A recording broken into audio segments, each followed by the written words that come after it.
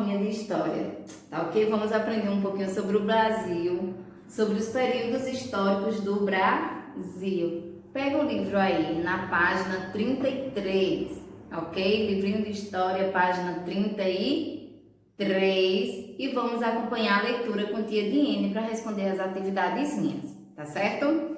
Vamos lá saber um pouquinho do período colonial, do período republicano, do período, um dos períodos históricos, né, do Brasil. Então vamos falar um pouquinho de cada um deles, tá certo? Ok? Colocamos já aí na página 33, vamos acompanhando agora a leitura com tia Diene. Para chegarmos ao que hoje somos, muitos fatos aconteceram. Tornamos-nos uma grande nação com uma pluralidade de cultura imensa e com uma grande mistura de povos. Os primeiros anos de domínio dos portugueses. Esse período vai de 1500 até 1534. Pode ser chamado de período pré-colonial. Os portugueses, envolvidos com o comércio asiático, não tinham gente suficiente para iniciar um domínio efetivo do Brasil. Todos os contatos eram feitos nas costas, negociando com os índios a extração de pau-brasil. O pau-brasil antigamente, na nossa floresta existia muito pau-brasil. Então os portugueses, quando descobriram essa madeira, passaram a extrair, utilizavam os índios para derrubar essas madeiras, para derrubar essas árvores, para estar comercializando o pau-brasil. Várias expedições mapeavam as costas brasileiras e, eventualmente, eram estabelecidas feitorias fortes que guardavam o território português de invasões francesas. Nessa época, foi muito importante a expedição comandada por Martim de Afonso, que em 1532 fundou a primeira vila brasileira, a de São Vicente, e logo depois fundou a vila de Santo André, ambas no atual estado de São Paulo. Esses portugueses trouxe para o Brasil a primeira muda da cana-de-açúcar e seu cultivo desenvolveu-se em toda a faixa do litoral. Durante muitos anos, houve uma grande disputa com os franceses, mas, após várias lutas, os portugueses conseguiram expulsá-los. E naquela época que os portugueses invadiram o Brasil, a gente sabe que os índios que já habitavam quando eles chegavam, que os índios já habitavam, então eles passaram a escravizar também os índios, colocando eles para trabalhar em troca de espelhos que eles traziam de Portugal, e em troca disso os índios trabalhavam, tinham mão de obra, trabalhavam para eles de uma forma escrava, e aí tudo que conseguíamos produzir, né, toda a nossa mata, que eles perceberam a grande riqueza que nós tínhamos, então eles começaram a extrair cada vez mais o pau-brasil naquela época. Então agora nós vamos falar um pouquinho sobre o período colonial. Esse longo período é caracterizado pelas lutas entre brancos e índios e pelo processo de escravização dos africanos que foram trazidos para a lavoura de cana-de-açúcar.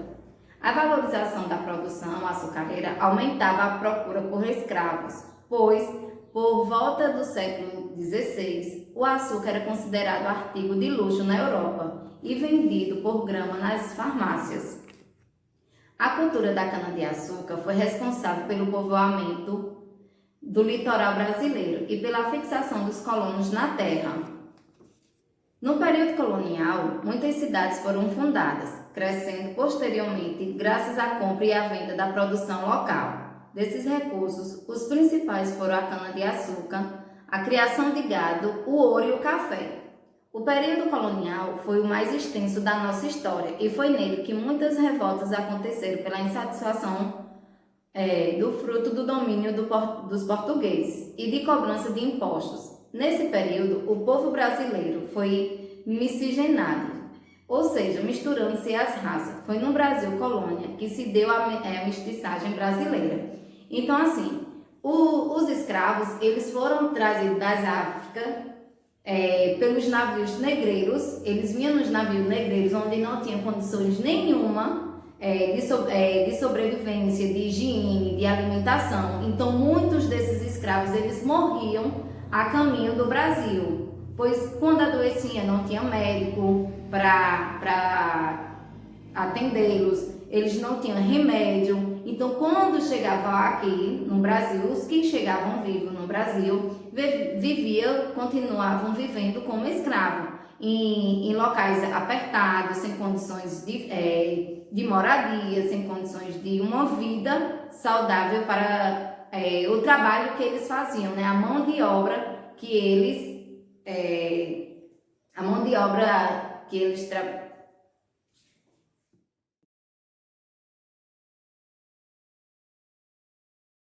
Então, agora vocês podem estar colocando na página 34 para a gente ler aí o período imperial, tá ok? Então, vamos acompanhar a leitura aí com a tia Diene na página 34, tá certo?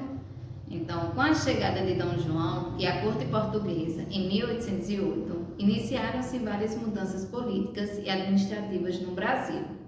Nessas mudanças, culminaram com a elevação do Brasil à condição de Reino Unido, ao de Portugal e algavés.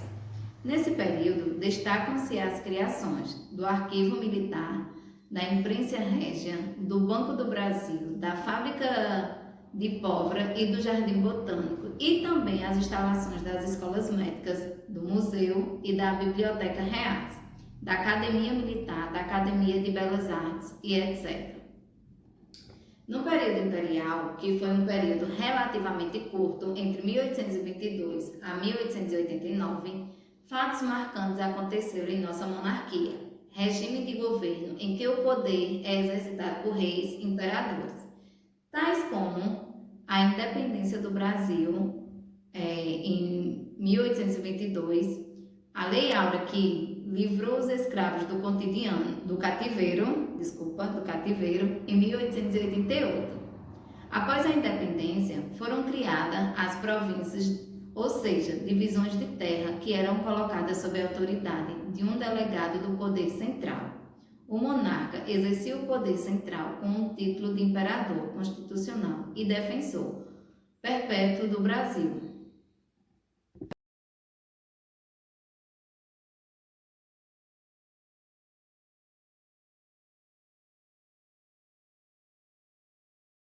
Agora o período republicano. Esse período teve início em 1889, quando as Forças Armadas, comandadas pelo Marechal Deodoro da Fonseca, derrubaram a monarquia.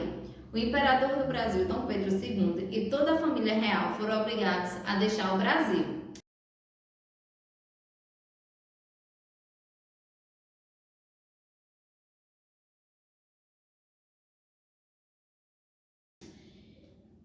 Agora vocês podem estar realizando a atividade da página 34 e 35, tá ok? Responda a atividade e um grande beijo para vocês.